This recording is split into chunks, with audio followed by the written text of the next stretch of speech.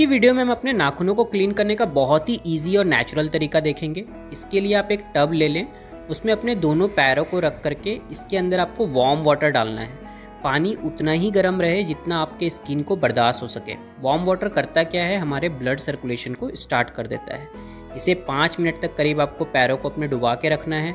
अपने फिंगर्स की आप तब तक एक्सरसाइज कर सकते हैं। इसके बाद अपने नाखूनों के ऊपर से डस्ट को आप धीरे धीरे करके अपने हर एक फिंगर से उतार लें, क्योंकि पानी में आपके नाखून डूबे रह चुके हैं तो अब डस्ट बहुत ईजिली रिमूव हो जाएगा। नाखूनों के नीचे बहुत सारे नसों की आखिरी छोर होती है, यहाँ बहुत सारे एक्यूप्रेशर पॉइंट्स भी होते हैं, इसलिए इसे क्लीन रखना बहुत ज़रूरी है।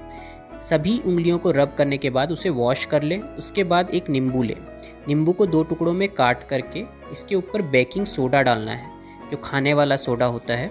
इसे फिर आप अपने फिंगर से अच्छे तरीके से रब कर लें और उसके बाद अपने हर एक उंगली पर इसे मसाज करें। ये करेगा क्या, आपके जो डेड सेल्स हैं स्किन के ऊपर और साथ ही साथ नाखूनों के ऊपर, उसे अच्छे तरीके से रिमूव कर देगा।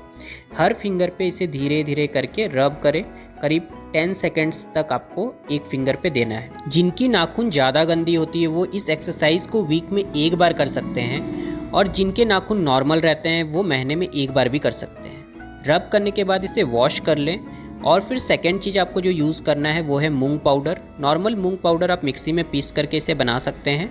इसे अपने हर एक फिंगर पे स्क्रब करें। मूंग पाउडर की स्क्रबिंग भी आपके डेड सेल को हटाने का काम करती है। आप इसे नींबू वाले एक्सरसाइज के साथ कर सकते हैं, इससे आपको ज़्यादा फ़ायदा मिलेगा, या फिर आप दोनों में से कोई एक भी कर सकते हैं, या तो मूंग पाउडर या फिर नींबू और बेकिंग सोडा वाला एक्सरसाइज।